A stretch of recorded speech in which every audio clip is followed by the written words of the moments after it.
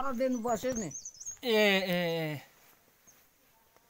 डुङ्गा त दिनै चढा दिनै अगाडिपट्टि दोडा बस्दो रहेछ। अनि डर लाग्ने भने नि तपाईँलाई डुङ्गा चढ्दा? लागेन। पछाडि दोडा अगाडि दोडा बस्दो रहेछ। यस्तोमा दोडा ऊ त्यस्तोमा दोडा बस्दो रहेछ। समुद्र तर्नु पर्ने नि। अब सानो खोला हो र यहाँबाट ऊ बर्र जति। ए पानी जहाजमा? पानी जहाजमा। ए त्यसरी लाँदा त्यो त 20-25 वर्ष अगाडिको कुरा होला। पैसा त कति तिरेन हामीले तिरेन। तपाईँ जाँदा त हामी जन्मिया थिएन होला त्यहाँ जाँदा। त्यो बुढीले तिर्यो।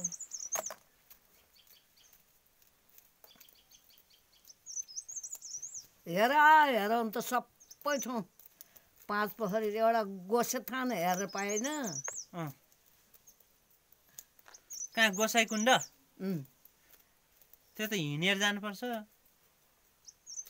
बसमा नि लाग्छ होला अहिले त। पूर्णा दिदीहरू परार हिँडेर पहिला हिँडेर गए हामी गोसाइकुण्ड पुगेर आएको भन्थे। दुध त आउँछ अरे त माथिबाट चढाएको दुध तलबाट आउँछ अरे त गोसाइकुण्डमा त। गोसाइकुण्डमा अनि हजरामा त पोखराको डुङ्गा पनि चढ्यो भन्छ नि त। अङ्कलले पोखरा लगायो त हजरामालाई? कहिले पोहोर? हेर्नु त सबै ठाउँ हेऱ्यो देख्यो। ए म जागिर खाएको थिएँ कि थिएँ नि त्यति बेला। एउटा घुम्न मन लागेको थियो। तपाईँहरूलाई पनि पोखरा जानु मन लागेको थियो होला? पोखरा जाँदा कति दिन लाग्छ र? लैदिएन आमालाई लैदियो। बुहारी घर ल्याएर राख्नु। बुहारीलाई यहाँ छोडिदिनु अनि हजुर के मम्मीहरूलाई चाहिँ लाने? बुहारीलाई जानु मन लाग्यो होला।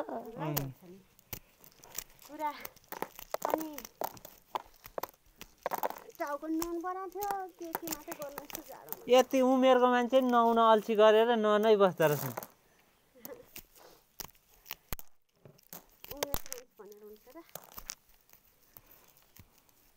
उमेर कति भयो तपाईँको? 40 भयो?